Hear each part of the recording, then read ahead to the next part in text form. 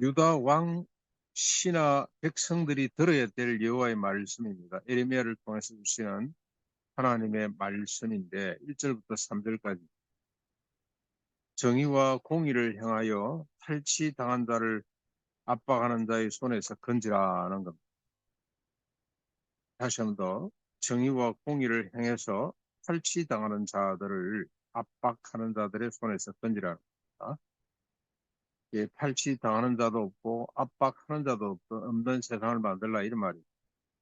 그리고 이방인과 가부를 압제하거나 학대하지 말라. 약자들입니다. 스스로 살기가 힘든 그 사람들을 무시하거나 학대하지 말거라 하는 겁니다. 그리고 세 번째, 무지한 피를 흘리지 말거라 하는 겁니다. 세 가지입니다. 예. 이게 왕과 신하들과 백성들이 들어야 될 하나님의 말씀입니다. 자, 이 말씀의 절대성이라 그럴까요? 절대성. 이 말이 얼마나 중요한지. 사실 어떻게 보면 여러분 한쪽이죠. 한쪽. 뭐 한쪽인데 완전한 겁니다. 613가지를 정리한다면 두 단어로 정리한다면 공의와 인애. 그 중에 공의죠. 공의. 이 공의가 써야 인애가 또 펼쳐질 수가 있습니다.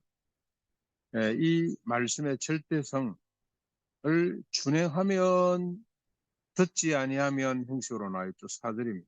4절. 준행하면 너희가 참으로 이 말을 준행하면 다윗의 왕위에 앉은 왕들과 신하들과 백성이 병거와 말을 타고 이 집 문으로 들어오게 될 것이다. 무슨 말입니까? 다윗의 이제 후손들이죠. 왕들이. 다윗의 혈통으로 세워지는 유다 왕들이 그리고 신하들이 백성들이 병거와 말을 타고 이 집 문으로 들어오게 될 것이다. 성문을 출입하게 될 것이다 하는 겁니다. 강인한 나라, 강력한 나라가 될 것이다. 그 말입니다. 중국 가니까 중국 정부의 뭐 7대 강령인가 이게 거리마다 기록되어 있는데 아직까지는 중국이 그런 나라더라고요. 지금도 그런지 모르겠습니다만 부국 강병입니다. 부국 강병. 딱 한마디로 말하면 부국 강병이 되자 그랬는데 하나님께서 부국 강병이 되는 비결을 오늘 말씀으로 가르쳐 주고 있습니다. 공의와 인애, 정의와 공의를 향하여 탈취당하는 자가 없도록 하는 것, 과부 이방인을 학대하지 않는 것, 무지한 피를 흘리지 않는 것, 이러면 된다는 것. 이것만 잘 지키면 병거를 타고 왕들이 계속해서 이어서 나라를 견고하게 만들게 될 것이다. 그러나 준행하지 아니하면 5절입니다. 그러나 너희가 이 말을 듣지 아니하면 내가 나를 두고 맹세하노니 이런 말씀을 잘 들어야 됩니다. 하나님이 스스로 맹세하기를 이 집이 황폐하게 될 것이다.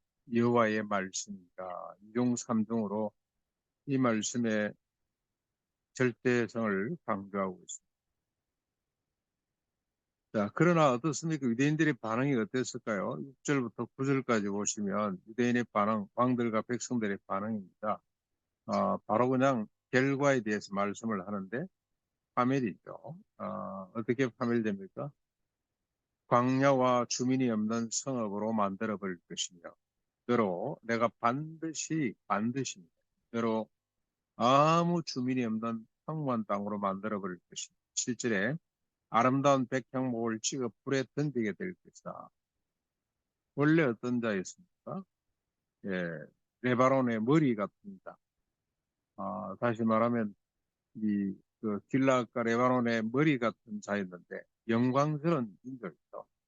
백향목, 레바논의 백향목처럼 아름답게 짝이 없는 그런 인물인데 찍어서 불에 던지게 될 것이며 그리고 지나가는 사람들이 여러 민족들이 이 성읍을 지나가다가 말하기를 여호와가 이 큰 성읍에 이같이 행하면 어찌 됨인고라고 머리를 흔들 것이며 그들이 또 대답하기를 자기 하나님 여호와의 언약을 버리고 이들이 다른 신들에게 절하고 그를 섬긴 까닭에 하나님이 저렇게 했단다라고 비웃게 될 것이다. 그렇게 증언하게 될 것이라고 말씀하고 있습니다. 정의와 공의가 참 중요한 거죠. 이걸 정의와 공의는 다른 거 아닙니다. 부하, 가부, 나그네들이 압박받지 않는 것, 편안하게 살 수 있는 인간 대접을 받고 생계 위협을 받지 않고 존엄하고 안전하게 살 수 있는 무죄의 피를 무고한 자의 피를 흘리지 않는 것, 예, 그리고 탈취당한 자를 압박하는 자의 손에서 건져주는 것, 예, 이게 정의. 어, 모든 인간이 존엄하고 안전하고 행복하게 살아가도록 만드는 것이 이게 정의라고 할 수가 있습니다. 더불어 함께, 더불어 함께.